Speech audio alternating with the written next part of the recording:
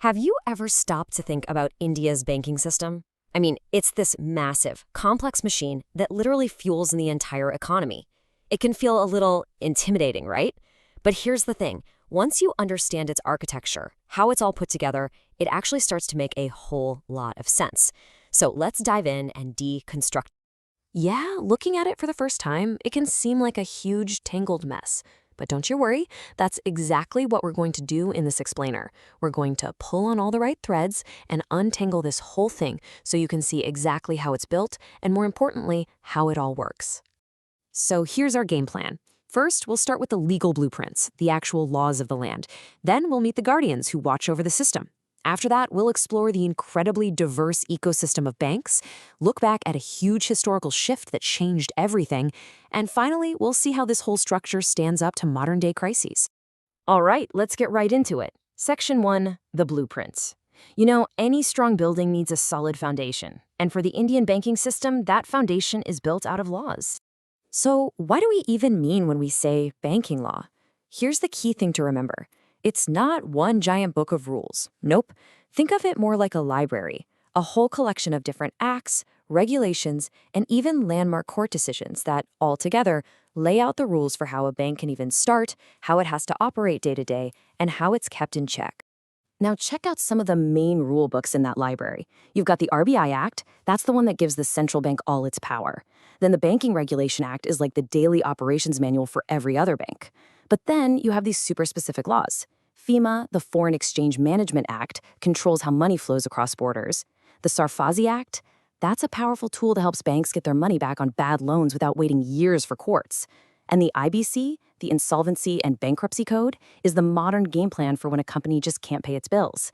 All of these together form the legal DNA of the whole system. Okay, so if the laws are the blueprints, you need someone to actually read them and make sure the building is safe, right? That brings us to Section 2, the guardians, the engineers of the financial system. And right at the very heart of everything, the chief architect and the head guardian of India's entire financial world is the Reserve Bank of India, the RBI. Make no mistake, it's the absolute apex authority. But here's the interesting part. The RBI doesn't go it alone. India actually has this multi-regulator model where different guardians watch over their own specific territories. So you've got CB keeping a close eye on the stock markets. IRDA handles all things insurance. And then you have others like NABARD and the NHB, who are laser-focused on really specific but super important areas like rural banking and housing loans. It's a real team effort with the RBI as the team captain. And the RBI's job description?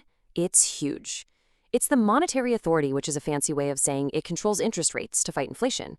It's the only one that can issue currency. Yep, the money in your wallet comes from them.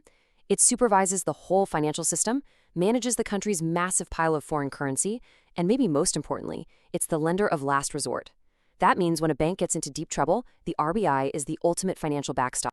Okay, so we've got the laws and we've got the guardians. Now let's explore the incredible ecosystem they've built. In Section 3, you'll see that the Indian banking system is anything but one size fits all. It's incredibly diverse. And this chart does a fantastic job of showing you just how diverse it is. See the RBI right there at the top? And branching down from it, you have the commercial banks. Those are the ones most of us deal with every day. But look at all the other branches. You've got cooperative banks, specialized rural banks. It's a whole organized family tree of finance. Now, if we zoom into that big commercial banks branch, you'll find the three main players on the field. You've got the public sector banks, which are majority owned by the government. Then you have the nimbler, often more aggressive private sector banks. And of course, the big global foreign banks that operate in India. And this is where the system gets really clever and strategic. To make sure that banking isn't just for big cities and big companies, India created these specialized players. Their whole mission is financial inclusion. So regional rural banks, for instance, their main job is to provide loans to farmers. And these newer types like small finance banks and payments banks, they're a fascinating innovation designed to bring simple, low-cost banking to millions of people who've never had a bank account before.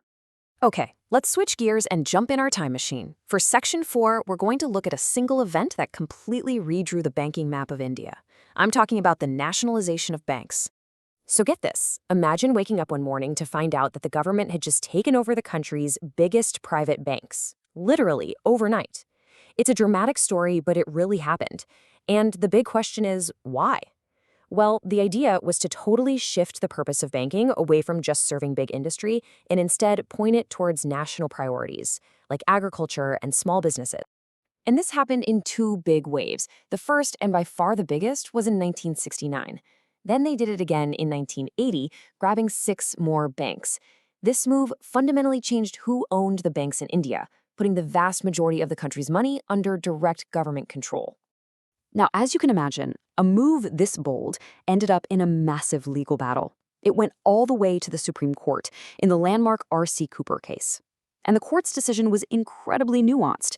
It basically said, yes, the government has the power to do this if it's in the public interest, but, and this was a huge but, it also said you have to give the original owners fair compensation, not just some token amount. It was a really important moment for property rights in India. And that brings us to our final section. We've seen the laws, the regulators, the history, the whole architecture. Now, let's see how this framework holds up when it gets tested by modern crises. Now, this slide is super interesting because it shows how the RBI has different tools in its toolkit for different kinds of disasters. Take Yes Bank. That was a major private bank, and the problem was just terrible governance and really risky lending. The solution? The RBI orchestrated a rescue mission, bringing in the State Bank of India to inject a ton of cash and restore confidence. But then you have PMC Bank. That was a cooperative bank, and the problem was outright fraud, a totally different problem. So the solution was different too, a forced merger and the creation of a whole new bank to save depositors' money. 2 crises, 2 very different, tailored solutions. So we've deconstructed the entire architecture of Indian banking, all the way from laws written back in the 1930s to crises that were resolved just a couple of years ago.